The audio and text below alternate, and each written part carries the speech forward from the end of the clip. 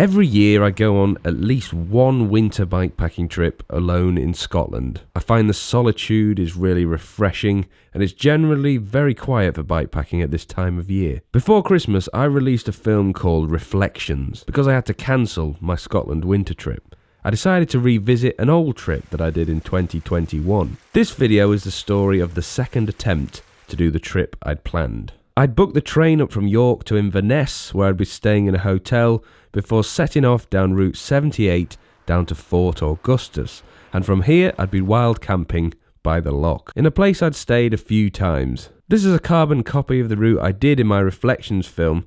I really love this route and I have great memories here riding with my dad and coming here as a kid. However, I had made changes to day 2, where I'd be riding from the loch where I was wild camping over the Corryeric Pass, which is a mountain pass down to Kingoosey, where I was going to catch the sleeper train home. The Corryeric Pass is an old military road, very high up and exposed, so I knew it would take me most of the day realistically to complete it. It's hard at the best of times, so I was pretty sure it was going to be really challenging in winter.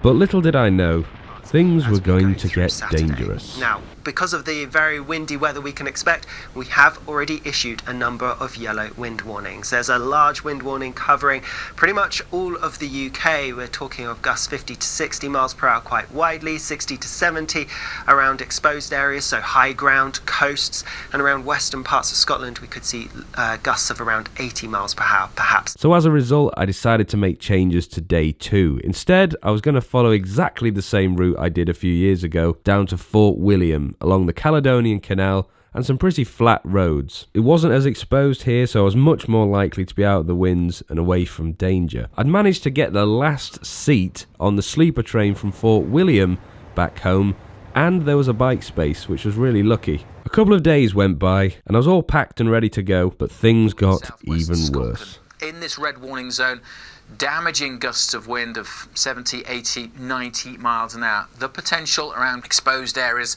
of those gusts to be a little bit higher than that.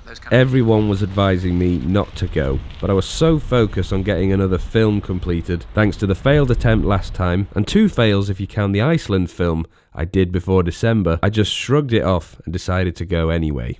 But the following morning, on the day of the trip, I got a notification from Trainline saying my train up to Inverness had been cancelled, and pretty much all subsequent trains were too. I was certain my sleeper train would be cancelled now, and now I couldn't get up there in time.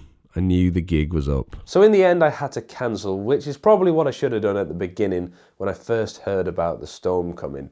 But I find it really difficult when I'm running this YouTube channel to balance work and family and making these videos. So I tend to get a very small window where I want to go out and capitalize on that and make the best film I can. So I tend to just go anyway, even if things aren't ideal and there's a chance that they could go wrong, which I know is not the most sensible thing. And there are more important things than making videos, of course. Thank you very much for watching this video. It isn't what I wanted to bring out, of course, but I will be bringing out another bikepacking film at some point soon. Fingers crossed. Thanks very much for watching, and I'll see you in the next one.